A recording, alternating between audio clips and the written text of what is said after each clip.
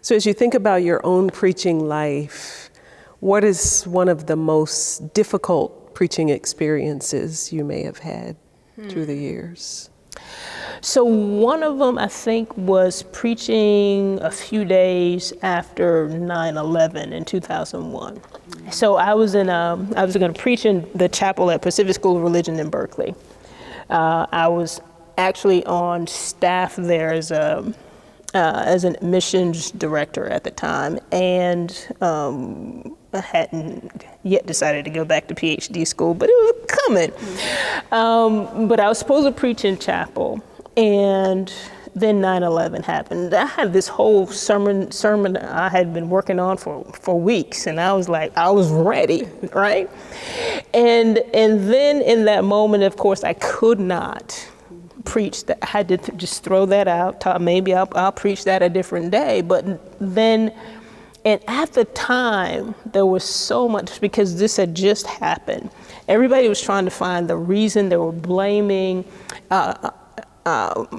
everybody who's Muslim. And so some of the witch hunts were happening in Muslim populations. And the depictions that were being cast on television were the innocent hands of the Americans and the very guilty hands of the Muslims who came, and they toppled, ran their planes into the Pentagon and then also in the buildings in New York.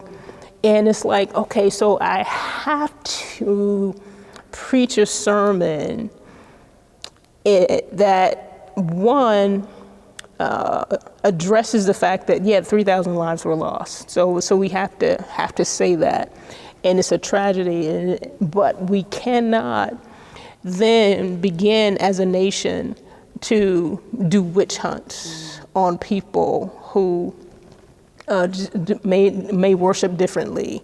And so it was the difficulty kind of walking the line. Right? So there was a lot of grief happening in the country, but then at the same time, nobody's innocent in this whole process. And if you really want to think about our history in some of those nations, there are a lot of people probably have a lot of reasons to be mad at anybody who's American. So it was just trying to walk this fine line. That was a very difficult sermon to preach. But it was one that I think I wanted to preach because I wanted people to see the complexity of the whole situation and not scapegoat people who look different than they did. So it's that kind of thing.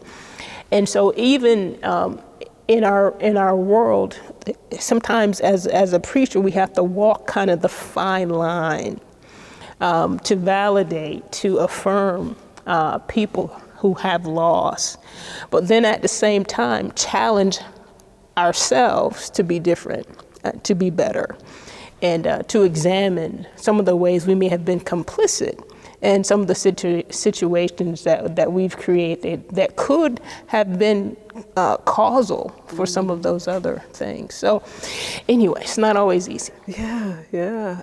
Even as we think about preaching today. Yes. And the complexity. And the complexities. Yeah. Like, even last week with mass shootings happen every day in our nation, but there were, 5 people were shot and killed in Louisville, Kentucky. And so it is, so one, you have someone who has mental health challenges. And so that is a reality. But then you also have a society where that does not have adequate gun laws to control who gets a weapon and who doesn't, because he bought that a few weeks before, even though he had mental health challenges. So what things do we put in place so that people don't have access to guns to carry out those types of mass shootings over and over again?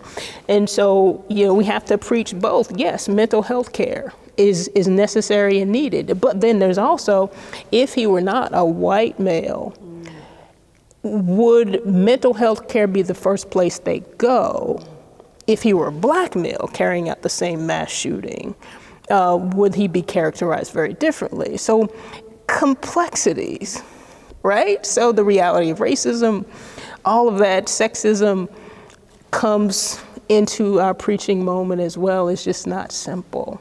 But those are the kinds of things that I think we should address, and just be ready to get any kind of feedback we might get.